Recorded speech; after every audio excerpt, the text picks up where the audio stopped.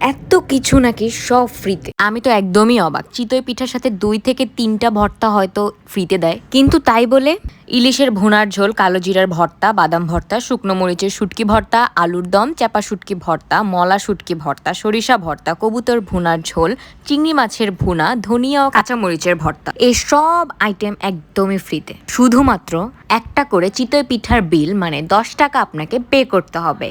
ও আরেকটা কথা যেটা বলতে ভুলে গিয়েছি, এর সাথে কিন্তু অনেক মজাদার একটা চাটনি থাকে, যেটা আপনি মিক্স করে খেলে এত মজা পাবেন। বিশ্বাস না করলে কচুক্ষেত বাজারে যে স্টলগুলো আছে স্ট্রিট ফুডের, এখানে এসে কিন্তু টেস্ট করতে পারেন।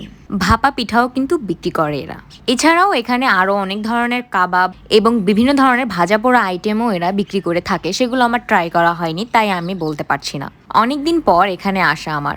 কলেজ যখন আমার আদমজিতে ছিল তখন আমি এখানে প্রায় আসতাম, কিন্তু আজকে দীর্ঘদিন পরে এখানে আসা, যেহেতু কচুক্ষেত এসেছি, কলেজ লাইফে সেই নয়ন মামার কথাও মনে পড়ে গিয়েছিল।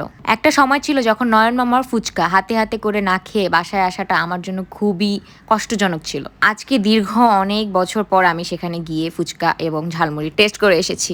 মামা নতুন করে ঝালমুড়িতে একটা চাটনি দিয়ে থাকেন, সেটা খুবই মজা। আর ফুচকার স্বাদ তো কি বলবো, যারা যারা নয়ন মামার ফ্যান তারা অবশ্যই জানেন যে তিনি কতটা মজা করে ফুচকা বানিয়ে থাকে। আর সাথে বোম্বাই টক, যারা আমার মতো ঝাল এবং বোম্বাই টক দিয়ে ফুচকা খেতে পছন্দ করেন তাদের জন্য লোকেশনটা দিচ্ছি। মুসলিম মডার্ন স্কুল যাওয়ার পথে একটা চেকপোস্ট পড়ে, ঠিক তার আগেই নয়ন মামার এই স্টল। তার দোকানের নাম অন্যরকম ঝাল। এই ছিল আমার স্মৃতিচারণ আজকের জন্য, এতটুকুই। আবারও আসবো নতুন কিছু নিয়ে।